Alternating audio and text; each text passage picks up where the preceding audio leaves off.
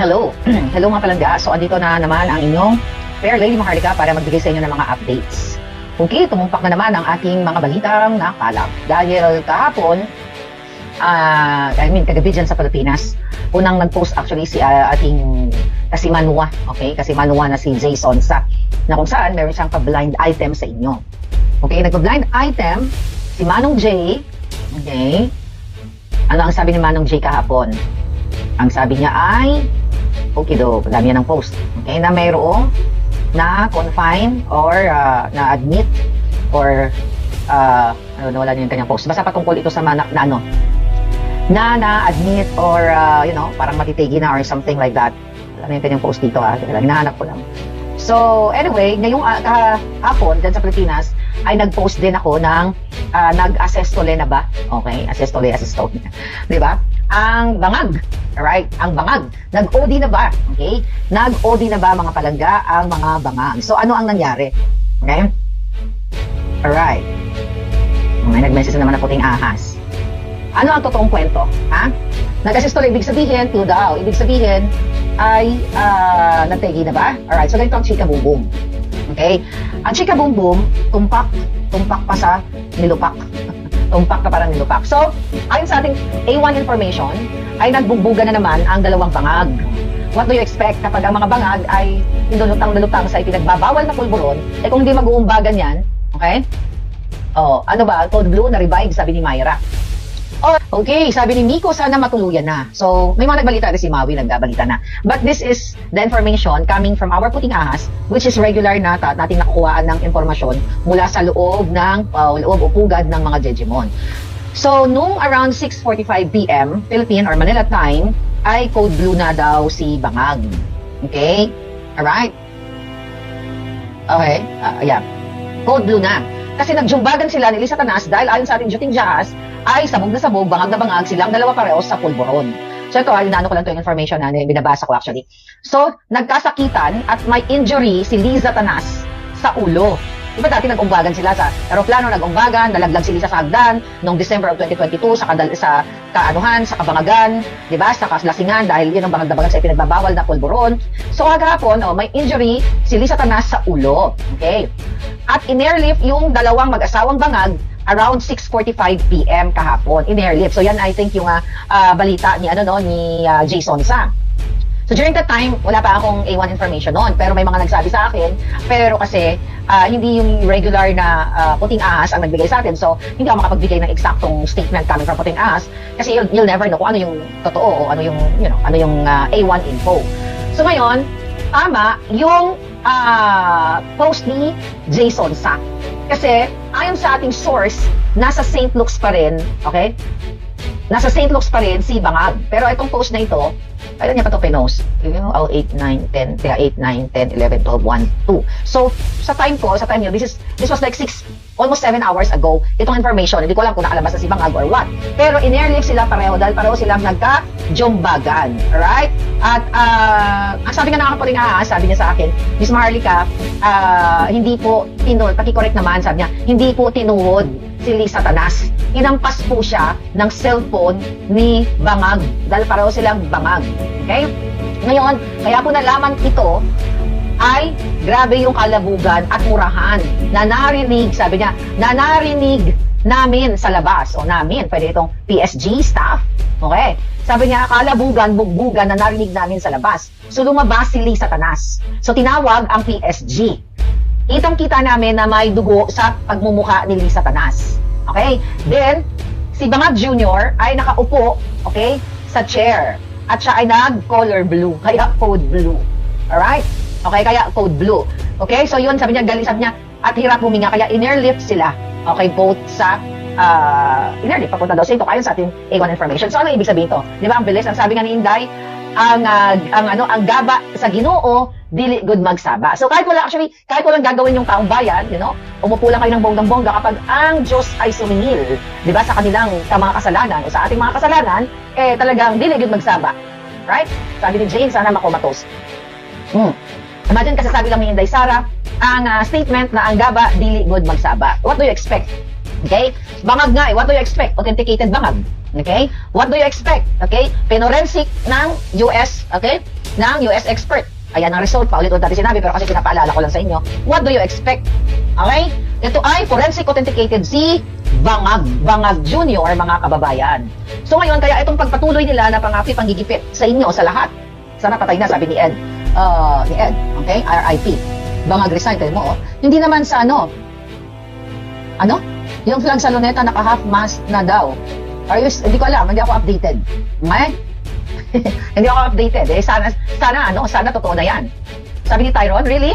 O, tingnan natin, pakatingin nga yung neta. I-google natin. I-Twitter natin. Divine intervention po yan, sabi ni Dark Angel. Okay? Tingnan natin sa X, kung totoo yan, ha? X is Twitter, right? Okay, X. Okay, tingnan natin kung kasi may nag-comment. Luneta, okay. Kung totoo yan, mga palangga. Okay. Okay. Wala akong makita. We'll see. Anyway, Marcos resign. Yes, kapag... Anyway, ganito kasi ang karma. Kaya nga, yung lahat ng pangyayari ngayon... Okay. Ano sabi? Alright. Sige, hindi ko makita yung yung tungkol dun sa Okay, ito ang eksena. Ito ang instruction. Meron pa. Okay, tignan natin sa information. So, yun na nga, in-relief si Bangag Jr. May instruction. Okay, ano yung instruction? Where is the instruction here? Okay.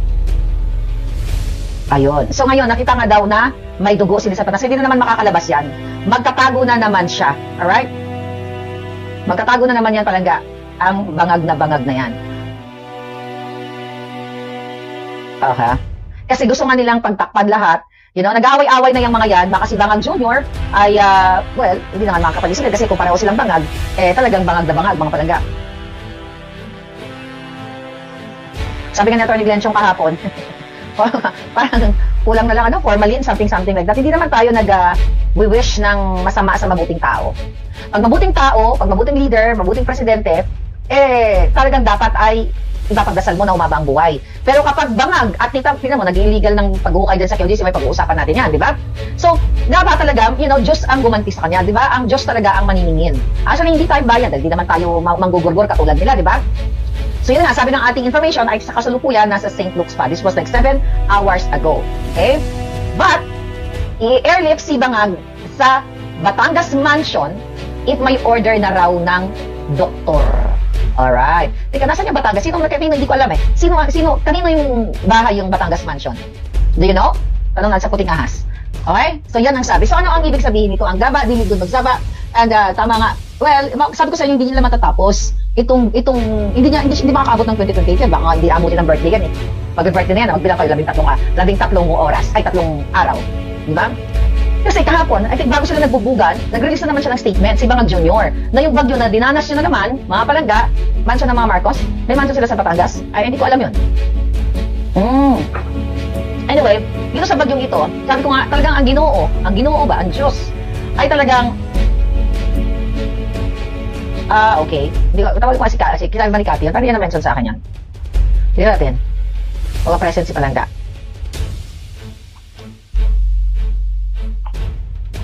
Okay. So ngayon, mga kababayan, itong bagyo na ito, na naranasan ninyo si Bagyong Enteng, okay? Sabi ni Solid Maharlika na ko is mansion yata nila Ralph Recto. Anyway, so itong bagyong sinabi niya, hindi naman, ang problema daw ngayon sa bagyong naranasan nito is kasi malakas ang hangin. Bangag na ito mga palangga. Nung una, basura. Nung una, binangga. Pangalawa, sinasabi niya, binangga ng barko, kaya nawala yung flood control. Ngayon, wala namang problema kasi malakas, malakas ang hangin, ganyan. So, itong direksyon na ito, okay? Itong direksyon na ito ay talagang bangag na. Hindi pa kami nag-usap ni Cathy. Kung may information din siya siguro, dahil alam mo naman yan, may informasyon din yan. But anyway, our information is A1, at ito yung regular na mga tao na nandoon sa loob na naka-witness. Ito din yung mga taong nakakita na sinapak, binulyawan ni Lisa Tanas yung isang PSG. Kaya nagtataka ako din sa mga PSG na ito, na nakikita, di ba nakikita ninyo ang ginagawa ng mga bangag na ito, nagbububugan, nagre-report pa nga kayo sa akin, di ba, nagsasakitan, pero wala kayong ginagawa. Pero recently, mga kababayan, ay mukhang umaalma na nga itong ating mga kapulisan dyan sa Davao City, na kung saan patuloy din na sumusunod sa utos ni Lisa Tanas, ni Marbil, ni Torre, ni Bangag, di ba? So yan yung yun yung nakikita natin na parami na ng parami ang umaalsa at nagsa-speak up day kasi nga wala na pong direksyon ang gobyerno ninyo. Kaya paulit-ulit kong sinasabi, gusto niyo bang tiisin yung mga baha, di ba? Ang inyong only sa panahon ni Bangag Jr. na may ganyan ka sobrang binabaha ang mga lugar na never mo ma-imagine sa buhay mo na binabaha kayo, di ba? Ako tumira sa Pilipinas. Tumira ako ng Quezon City, ng Maynila, ng Mandaluyong. Quezon City, Manila, Mandaluyong. I think yan lang ang tiniran ko sa buong buhay ko. Caloocan, tumira din ako dyan. Okay? So may mga lugar na hindi binaba, pero ngayon umaapaw na ang baha. Hindi lang lagpas tao, lagpas bahay. Di ba? Lagpas bahay. Anong ibig sabihin yan, mga kababayan? Ibig sabihin, yung mga budget supposedly para dyan sa flood control na yan, to protect, di ba? To protect you, ay ninakaw na nila. Kasi, imagine nyo ng panahon ni Duterte, kahit naman nagbagyo, may binabaha talaga ng mga area. Pag nato na point na ganyan, lagpas third floor, di ba? Second floor, third floor. So yan ay sinyales na hindi napupunta ang pera ng bayan, ang pondo para sa mga proyekto na yan, para sa mga flood control na yan, mga infrastructure project na yan, para support, para kayo ay protektahan ng gobyerno. Kaya ngayon, dahil everyday ay nahuhubaran sila ng hubaran dahil sa pagbabagag nila, pero nagsusuntukan, nagsasapakan. Diba September pa lang sinabi na natin sa inyo na nung in-appoint nung pinirmahan ni Bangag Jr. yung Chief of Staff appointment ni Atty. Vic Rodriguez, nagsapakan sila doon sa aeroplano. Diba? Ilang beses si Lisa Tanas nananakal. Harap-harapan yan ay testimonya ni Atty. Glenn Chong nung nawalan ng internet yung during their meeting, tapos nawalan ng internet, sinakal na yan, diba? Yung kanyang staff. Ang dami, nandura. Diba, bago itong babaeng ito, katulad ng kanyang asawang mga ba. What do you expect kung ang isang presidente at first lady ninyo ay magka-jamming sa pinagbabawal na pulburon? Kaya ngayon, at saka hindi nyo pwedeng i-ignore yan. Hindi nyo pwedeng i-ignore na okay lang yan, parang okay lang sa inyo na may presidente kayong bangag, may presidente kayong ayaw magpabulburon test. Well, congratulations si Mother Pebbles nagpa-drug test at siya ay what do you call it, free from pulburon, or from S. Nakita ko sa post na ng bonggang-bongga, yan is, as inamin niya mismo na during her past, nagdamage siya, pero ngayon clean na siya. Good job, Mother Pebbles. So, ito yung panawagan natin sa mga politiko. Ito yung resolution din na hinihain ni Congressman Pulong sa mga politiko na pagtatakbo kayo, mga government official, na dumaan kayo sa high hair follicle test. Diba? So ngayon, balikan natin si Bangag. Kaya naman, etong issue ng magpa-hair follicle test, yung kanyang pagiging authenticated Bangag, ayan po, ang forensic result yan dito, here in the States. Ayan, diba? Ayan, may mga, ano pa yan, paulit-ulit ko. Kaya nga, anong petsa na? July 21, nung tinakot nila ako na magpa-drug test, na i-demanda ako sa Amerika dahil nagpakalat ako ng fake news at ito daw ay deepfake. Ito sinasampal ko sa kanila. Ito po ang tatlong papel na ito na, ayan ang itsura ni Kuting. Binasa ko na to sa inyo, but I just want to remind you, kung matapang yung mga buwakan ng Genemis na yan, okay? Kung matapang yung mga yan, mga palangga, bakit hanggang ngayon hindi pa sila nakipag-ugnayan sa Amerika? Kaya pinagyayabang ni Lisa Tanas at Bangag Jr. alay namin ng Amerika. Diba? Makikipagtulungan sila para hulihin si Maharlika, para idiin si Maharlika, ipakulong si Maharlika dahil nagpakalat ng deepfake na si Kuting ay nagbabangag. Kaya nga i-challenge them, 3 days nga lang binibigay ko. More than a month na. Ayan po, hindi magsisinungaling ebidensya. Kung kayo ay matino na sa kaisipan ninyo, hindi, diba? Ito ay malinaw pa sa sikat ng araw. Sabi ko nga, ito ay magtitestimonya ang forensic expert dito sa Amerika kapag ako ay kinasuhan.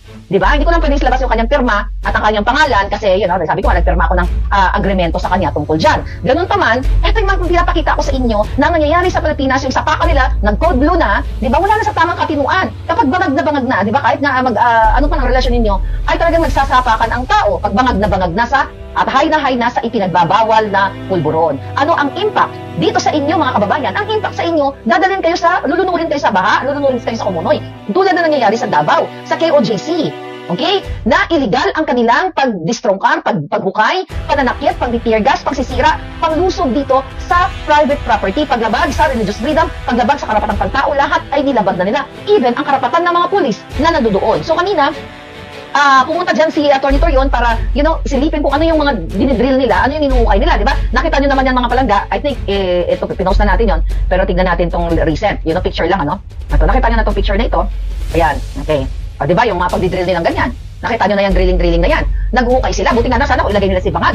Unang-una, ito ba ang mga pulis na ito ay experienced-syado or are they skilled to do that? Kasi, bago ka yung mga, even ng mga construction workers, di ba? Even mga electricians or mga vocational courses, kailangan mo mag-aaral, kailangan mo may certificate, kailangan mo pag-aralan yung mga bagay-bagay na ginawa mo. Ito bang mga pulis na ito, are they skilled to do that? Para maghukay? Actually, pwede silang mapahama kasi hindi nila trabaho yan. Kasama ba sa pagtrabaho ng pulis ang paghukay o pagmimina? Kasi even yung mga minors yan ay mga permiso yan. May mga certificate yan para to do that kind of job. Di ba? So kaya nga ito, mga kababayan, ang epekto ng pagiging authenticated bangag ni Marcos Jr. Ito yung nagiging epekto kapag ang pinapayagan ninyo ng inyong presidente at ang kanyang asawa ay magka-jamming sa ipinagbabawal na white powdery substance at saksing buhay, eyewitness, si Cathy Binag, mga kababayan, na hanggang ngayon, di ba, may isang buwan, may 1 month na nagsalita si Cathy Binag, kung talagang totoo na nasa panig ng gobyernong ito ang katotohanan, na kami, na tayo, ng mga kritiko o na tagapagsalita dito sa social media, na tayo ay pinapabatid sa taong bayan na eto si Bangag, authenticated Bangag siya. Balikan po natin kasi lahat ito nang nangyayari sa bayan natin ngayon, ang mga baha na nararanasan ninyo, ang pagigipit, kahirapan, it all boils down dahil meron kayong bangag na bangag, authenticated niwi na presidente at kanyang asawa at yung mga katauhan niya sa kanyang mga gabinete. Ito lahat ang kadahilanan. Di ba? Kaya ito pinahirapan ngayon ang KOJC at kayong lahat. Hindi lang kay OJC, yung mga nararanasan ninyong baha. May nag-comment, sana sa St. Peter na. I wish. Kaya sabi ko sa inyo, kung sisilin siya, alam niyo sinasabi niyo, may mga trolls dyan, or kunyari nagpapanggap na yun ang maka-Diyos, masama ang mag-wish ng ill dito sa ikapwa mo. Yan, applicable yan sa taong matino. Kapag taong matino na gumagawa ng tama, talagang labag yan sa mata ng Diyos. Okay? Sa mata ng Diyos na i-wish mo na mag-gurgur yung isang tao na wala namang ginawa. Pero kung katulad ni Bangag na may ginurgur sa pamamagitan ng pagiging bangag nila, ginurgor at mga nasaktan ng mga Pilipino sa KOJC compound, kung may mga estudyante na hindi nakakapasok sa kanilang pag-aaral ngayon dahil ginigiba nila yung mga paaralan. Di ba? Yan, pwede mong i-wish yan. Sabi ko, kahit piga-pigaan mo pa ng kalamansi dyan, magpapaparty pa ako,